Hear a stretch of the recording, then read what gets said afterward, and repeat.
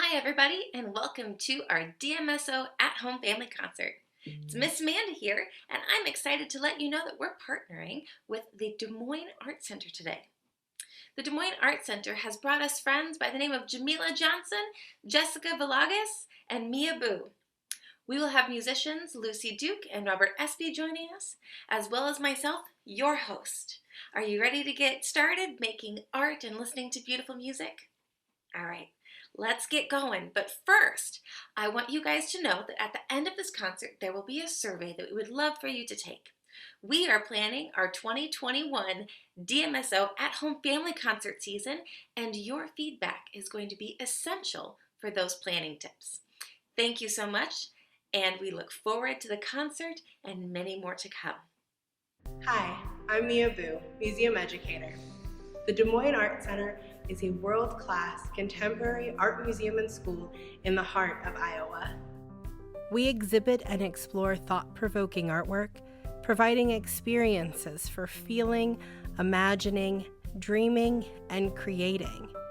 We promote curiosity and embrace critical and empathetic thinking. All voices belong in contemporary art. Through art, we have the power to inspire personal, political, and social transformation. Working towards equity and inclusivity within the museum, school, and community strengthens our ability to work better together. The Des Moines Art Center itself is a unique architectural achievement, with the building designed by 3 monumental architects. Within our walls, some of the most important and incredible works of art are on view, with our admission always free for all. The effort to ensure access to art for everyone has been a core tenet of the museum since its founding. Visit us often for new and ever-changing offerings in the galleries, studios, as well as many virtual experiences. Through our collections, exhibitions, and educational programming, the Des Moines Art Center provides opportunities for transformational experiences. Okie dokie, here we go. So you're going to need to get your art supplies ready. We have 2 different art activities. Make sure you have pieces of paper for you to either paint or color on. You could use one for all 4 pieces that Lucy will perform today, or you could use 4 different pieces of paper for the 4 different pieces that Lucy will perform. Any art supplies will work, but Miss Jamila will be using watercolor paint, watercolor paper, and paintbrushes. Anything will work, but if you'd like to use the same tools as Jamila, go ahead and get those ready too. Not only that, you'll need to have cut out some really cool pictures from magazines. Make sure you get mom or dad's permission before you cut into their magazines. Make sure that you have those ready and get your listening ears on for some really great instructions that are coming up next. All right, I'm excited to introduce my friend Jamila. Jamila, your turn. Welcome. My name is Jamila Johnson. I'm a printmaker and illustration artist, and I work in Ames, Iowa. I teach classes at the Des Moines Art Center, have my own art business, and also work as an educator at a fellowship. Today, I will be creating 4 art pieces in collaboration with the Des Moines Art Center and the Des Moines Symphony. Stick around if you'd like to paint along. In my own personal work, I, like a lot of artists, use music to get inspired and get in the mood to make art. Some of my favorite songs have a story behind them and would inspire me to create really interesting characters or scenes or just cool narratives as I'm making my artwork. Today, I will be focusing on more abstract art pieces and trying to focus on what kind of colors I think match the music. You'll see me using several different art techniques, including splattering, wet and wet, and also using some rubbing alcohol to make some really cool textures and designs. As we paint together, think about what kind of music inspires you. Today, I'll be playing along to music performed by Lucy Duke from the Des Moines Symphony. I'm going to show you a couple of the techniques that I'll be using in today's video. The first technique is wet and wet. This involves taking a clean watercolor brush. Right now I'm using my medium flat, putting some water down on your page, Try to use watercolor paper if you have it.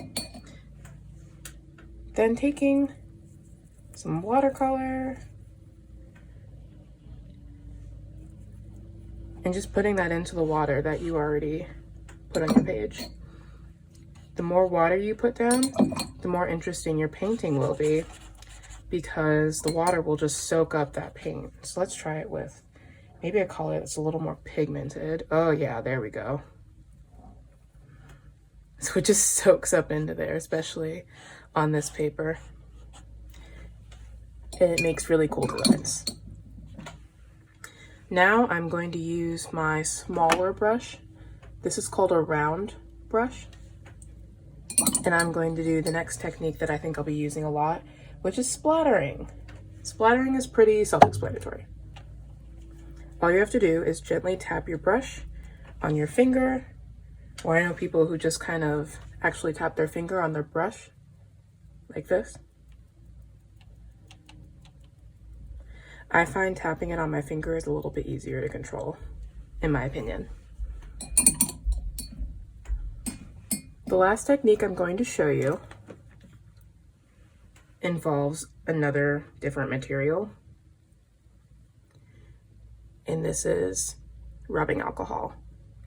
If you drop some rubbing alcohol onto your watercolors, the chemical reaction makes the color from the watercolor sort of jump away. So it ends up making like these cool designs. It kind of looks like tie-dye to me, but I think it's really pretty. And also it's just really fun to do because it almost looks like the watercolor is afraid of the rubbing alcohol. So if you have that material at home, you could use that as well. Thank you so much for sitting and painting with me, and let's get started. All right, here we go. Let's hear Lucy's music and watch Jamila paint.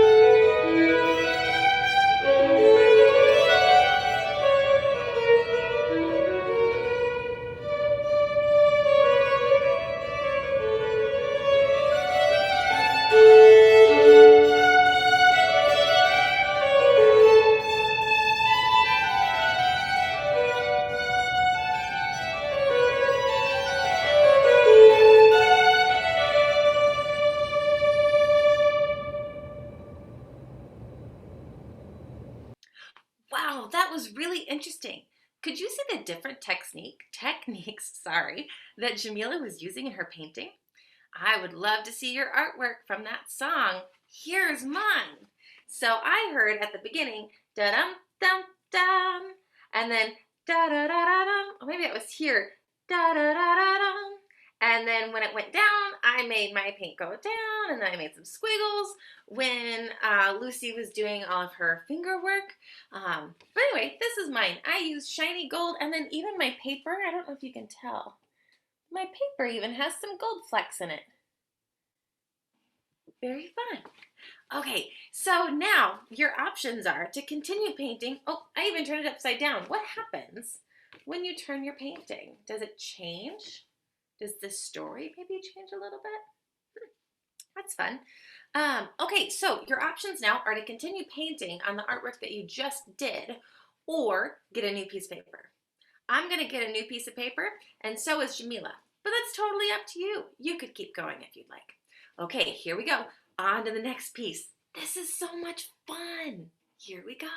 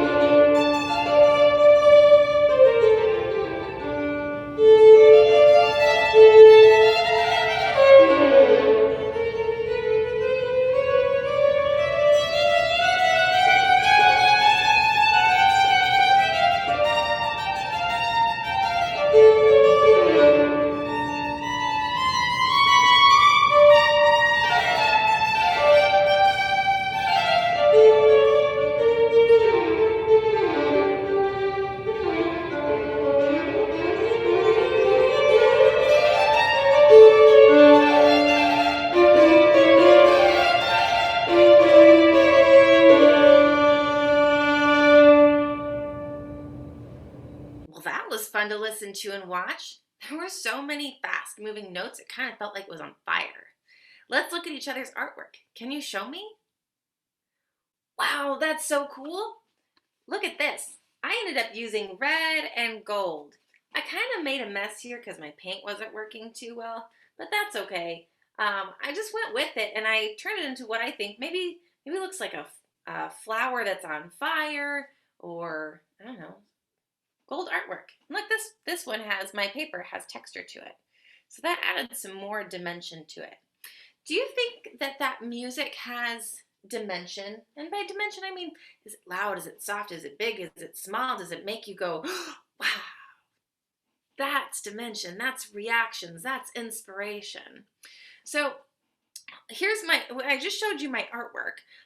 And now we're going to go on to the next piece. What I really enjoyed about the last one was that Jamila chose to use red. I also used red. What color did you use? Okay, let's get our places ready.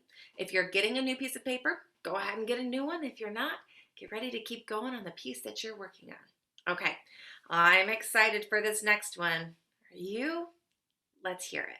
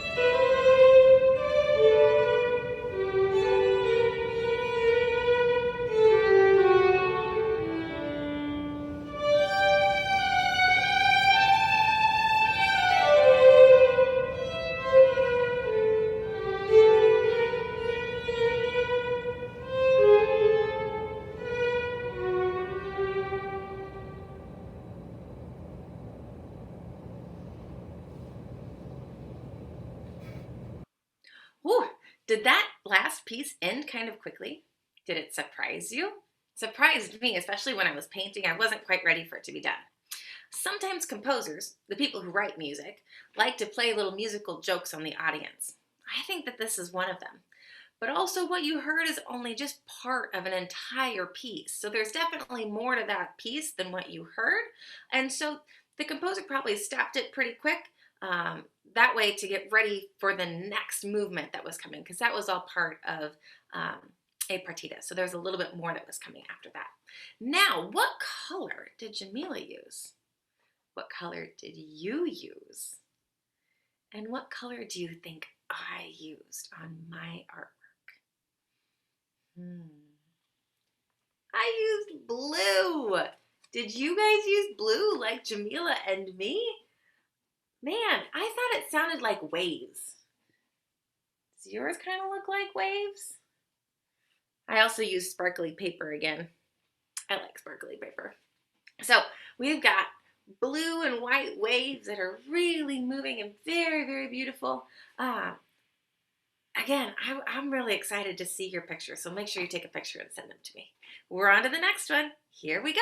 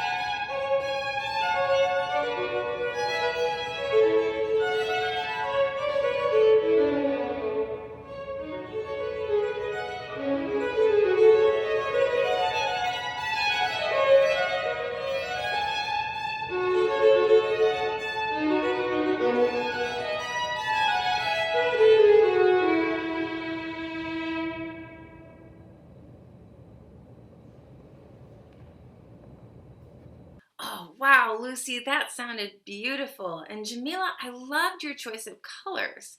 I find it interesting that I also use different colors on mine. I think it's supposed to go this way. Look at all that. That's kind of weird. So I actually used pink. When I heard the high notes, I liked the pink. And that's kind of hard to see all my different colors on here.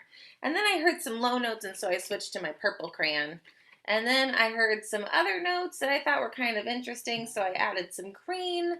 Then it went back to the low notes, and then got some purple down here. Or sorry, that's blue. That's blue.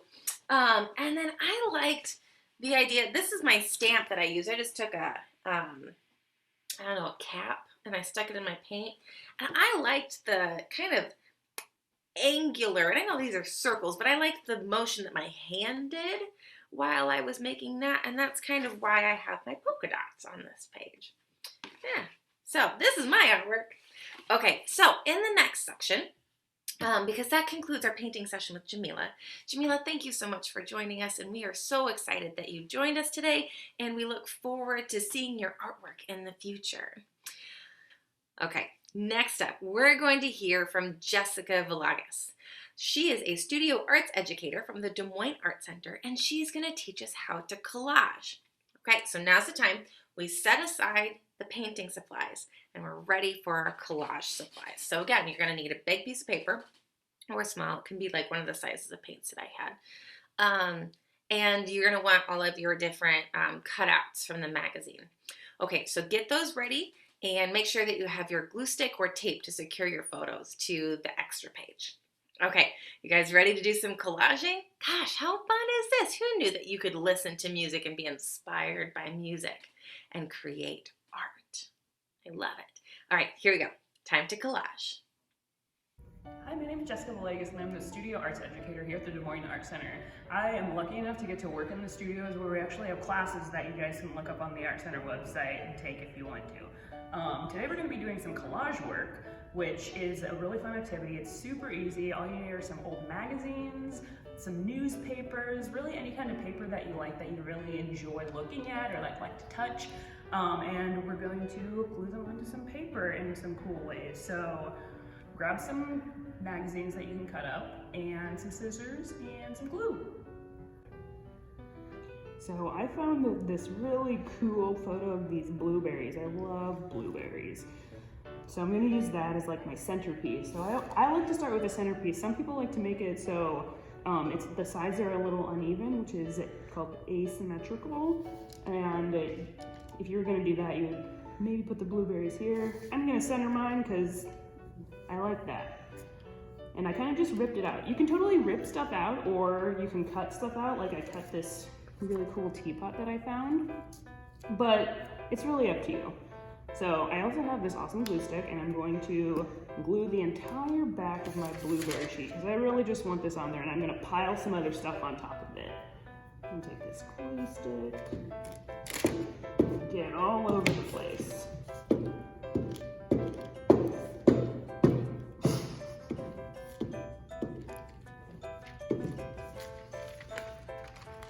I'm just going to stick it. Sometimes it'll curl up, but really you can just Flatten it with your hand. That's my first piece of my collage. So what else do I have over here? I have these teapots I'm going to use later, but maybe I'll pass it down this really cool painting. And it's kind of a circle, and you can see like this is kind of how you want to put together your piece is however you want to really, but since I'm centering everything, it's kind of really cool because the blueberries are in a circle and this piece is in a circle, and I'm going to stick it right in the middle so it looks like the blueberries are surrounding my painting that's in the middle here. And this is going to be layering, so I'm just going to stick this right on top of my blueberries. Very easy.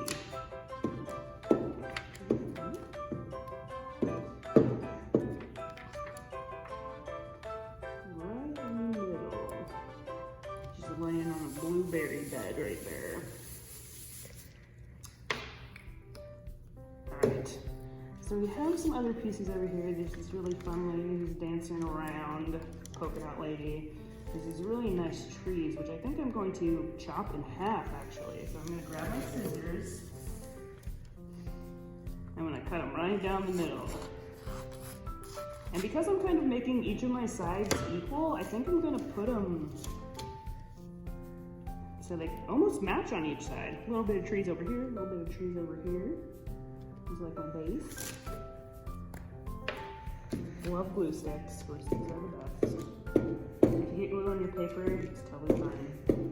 It's just a super easy, fun process. Stick that button down right there. Sometimes you have to watch out when you're looking at these, because sometimes when you're cutting these out, because there's cool stuff on the back sometimes. Like, there's a whale on this side of this photo, which I'm totally going to use because I love whales and ocean stuff. If you look on the other side, you also have like this cool blue design underwater. I like the whale more, so I'm going to use that. But you still have to be careful sometimes. All right, let's see what else we have here.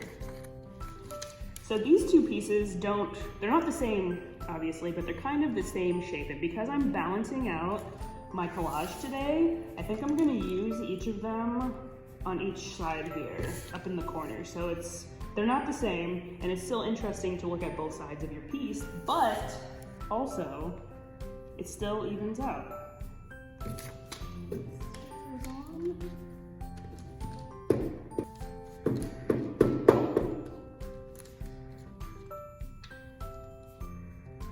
I like these flowers. I like flowers too, so I like those. Oh, look, these are kind of fun. These berries. There's lots of food going on. Oh, teacup. All right. So I'm kind of just looking around at what I have. I have these really nice trees and stuff, which I think, now that my whole piece is kind of balanced out, I'm going to start throwing in random stuff in these empty spaces because that's what I feel like doing. That's kind of what you do when you're doing a sculpture. It's just, you do what you feel. You get inspired by what you're looking at, get inspired by a mouth with some teeth, get inspired by some fish, the queen, and that's what you use. So this is really more of an inspirational piece, a personally inspirational piece that you can do.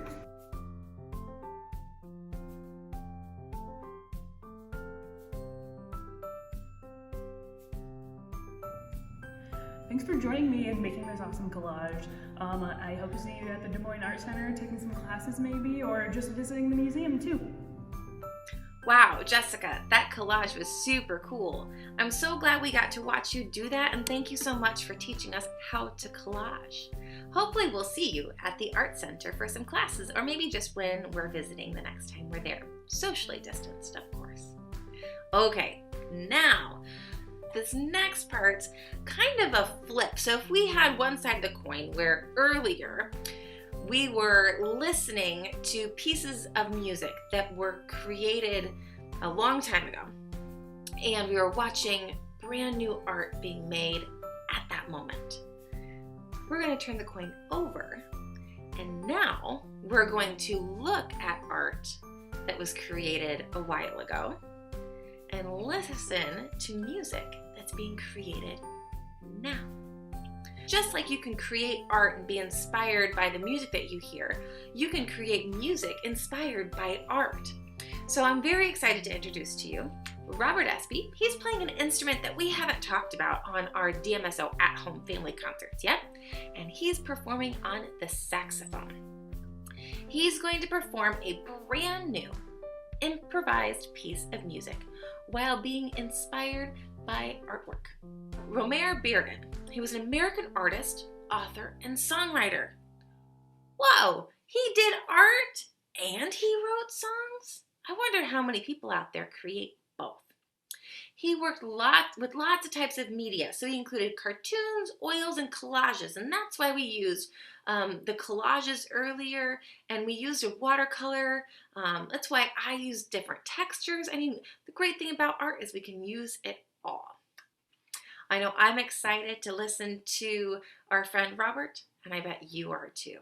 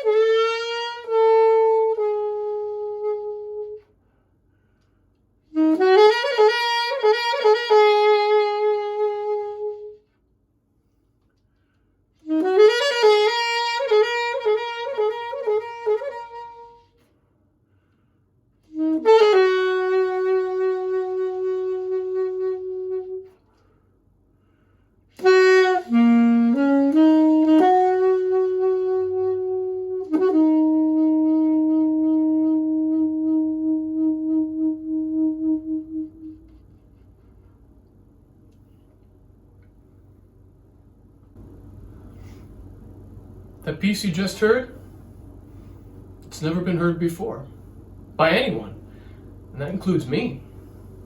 I didn't sit down and figure it out beforehand. Nobody wrote it down for me. Nobody told me what to play or how to play it. I just played it right here on my saxophone. And it was fun. It was exciting.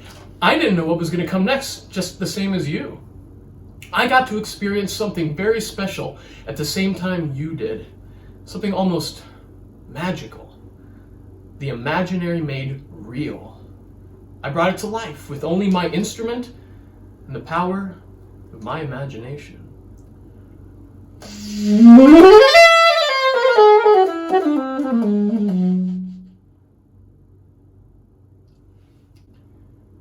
You know, it's just like the painting that you just saw on screen. It was painted by an amazing artist named Romar Howard Bearden, and it didn't exist until he plucked it from his imagination and made it real. And that's something that each and every one of us can do.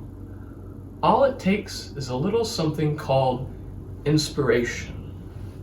Now, inspiration is that feeling you get when something you see or hear or touch, or even smell or taste, makes your imagination come to life. This painting was the inspiration for the music I created for you. And you know what one of the coolest parts of that is? What the painting inspires in you can be completely different than what inspires me. All that matters is how the painting makes you feel. In fact, I can create a completely different kind of music just by looking at the painting in a different way. Look at the painting again. Look at all the different shapes in the paintings. Do you see a bunch of squares and straight lines? It's almost like the painting is broken up into blocks in places. I can use that inspiration to create music that sounds like this.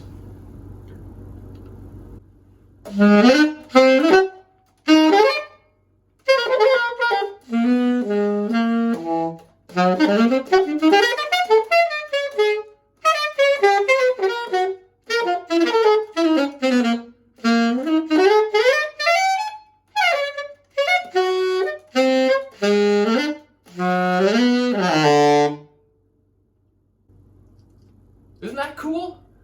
Or maybe I'm inspired by the colors in the painting. And there's a lot of dark, mysterious colors. That might inspire me to play something like...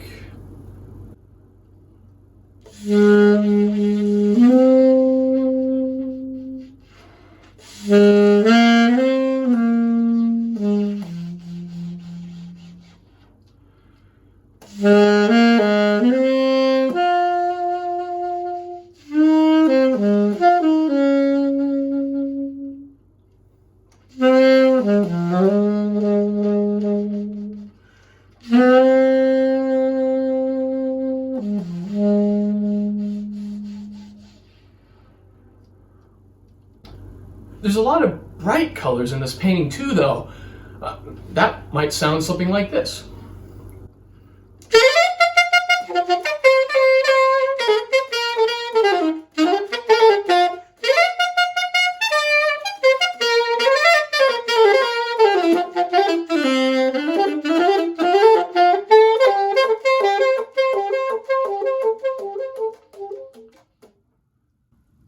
See? There's so much to draw from for inspiration in this painting, and we haven't even talked about the people in the painting yet. What about those people? What are they doing? There's a person sitting down playing guitar, while another person, what are they doing? Are they listening? Are they dancing to what the guitarist is playing? Do they know each other? Do they like each other? Do they maybe love each other?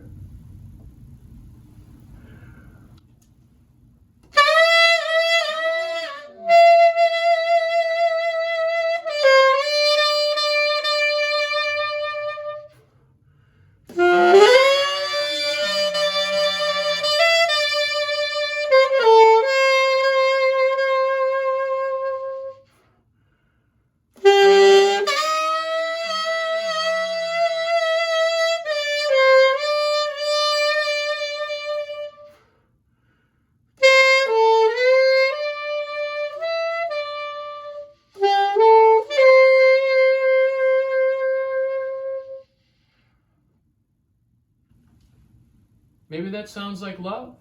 Maybe it doesn't sound like love to you. But the truth is, when you're inspired by people, you have all kinds of possibilities because every person is like a little brand new world, mysterious world to learn about and understand. Now, some of you may be thinking, what did the artist want us to feel in this painting? I mean, Bearden painted it. What was he trying to say? Some people think it doesn't matter, that it's up to us to decide what it says. Others say that you can't just ignore what the artist is trying to say with their painting. But I think that we can do a little bit of both. So how do we figure out what the artist is wanting us to feel? We've already talked about the objects and colors and people in the painting. Those are good clues. But we also have the title. Now, the title of this painting is Blues from the Old Country.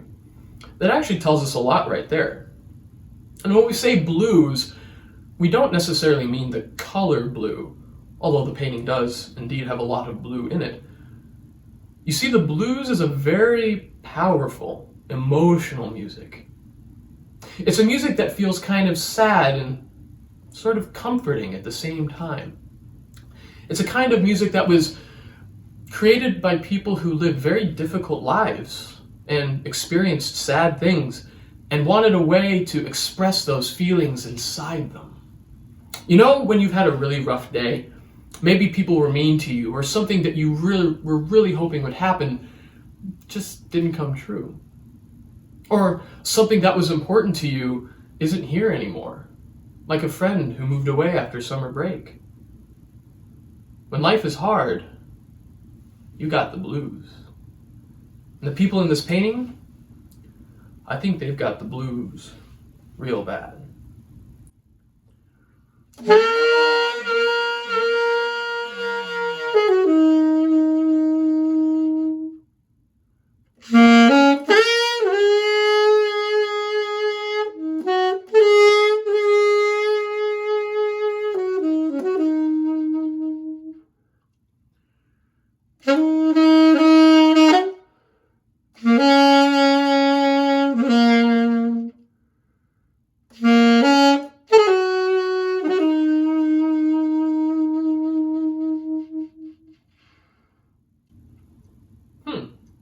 Interesting.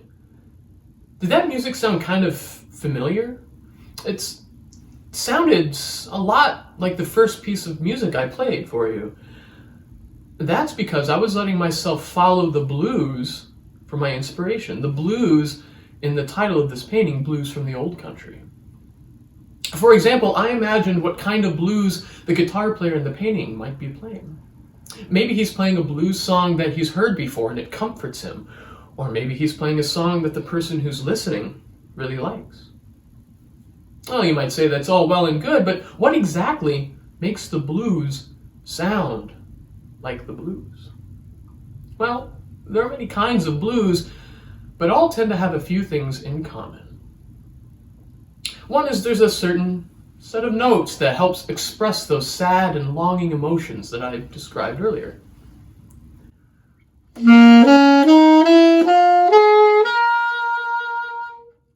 these notes can be rearranged into melodies or phrases.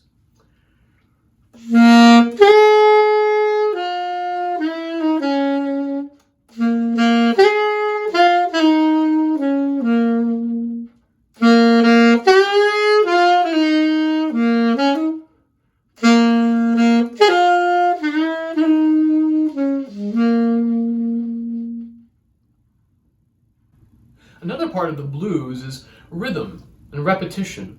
The blues has a pulse, much like a heartbeat, and drives the music forward. It's a rhythm that makes your head swing and your body sway.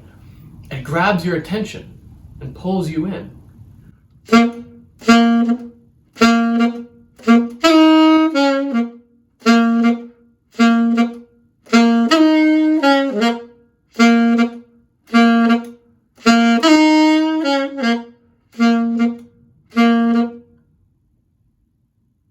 You can play that rhythm using the notes I played earlier and start a repeating phrase over and over like that. And then we can even add something called call and response, where you play one part of the song maybe that bass line or that repeating part, and then a melody over it, and either you or somebody responds back and forth into that part, to between those two parts in some way.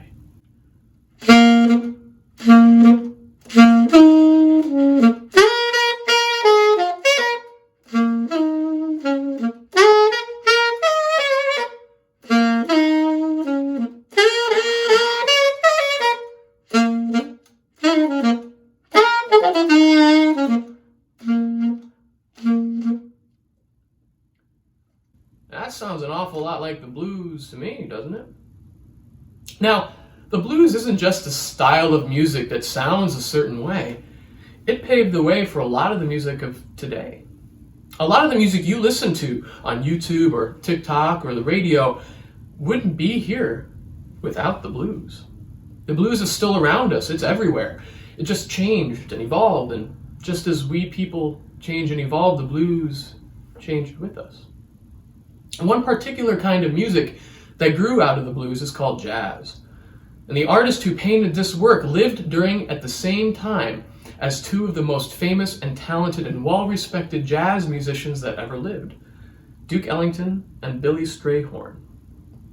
Now, Duke and Billy were really good friends, and they enjoyed writing music together for a group of also very talented musicians. And they knew the blues. They understood the blues.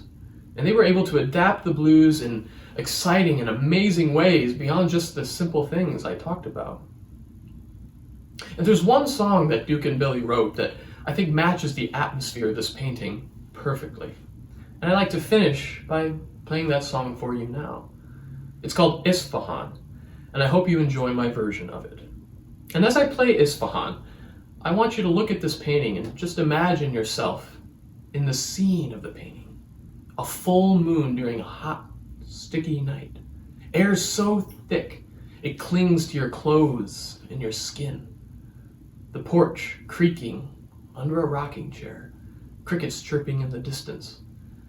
And just then, someone starts to play music.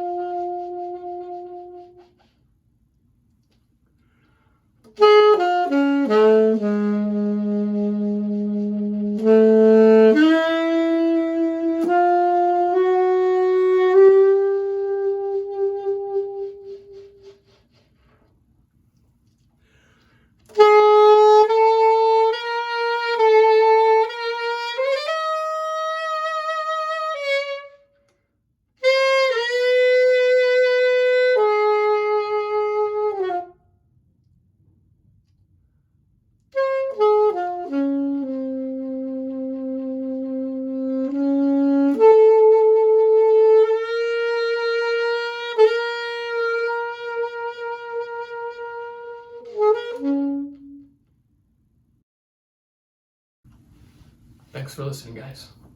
Wow, Robert. I mean, that was just really beautiful. And that artwork is stunning. I just find it interesting that you were able to pull that music out of your head in response to the artwork. I wonder if some of the students who are listening to this today will be able to do the same thing someday. I bet if they keep practicing, they'll be able to do just as well as you did. The saxophone is such a beautiful instrument, and I'm so glad that you were able to showcase all of its beautiful qualities for us. Well, everybody, that concludes our DMSO at-home family concert in partnership with the Des Moines Art Center. We are so thankful for their partnership. We're thankful for their entire artistic team who put all of these artists in the same location, and just thank you all for sharing your beautiful talent with us today. We look forward to seeing you again in December, on December 29th actually, for our next DMSO at-home family concert, which will be holiday and New Year themed. Hopefully we'll be hearing music from all across the world from multiple traditions, celebrating the turn from 2020 into 2021. And aren't we all excited for that? Well, thank you so much for joining us. My name is Miss Amanda. Again, don't forget to do that survey and send me the photos, and we'll see you next time. Thanks for tuning in. Bye, everybody.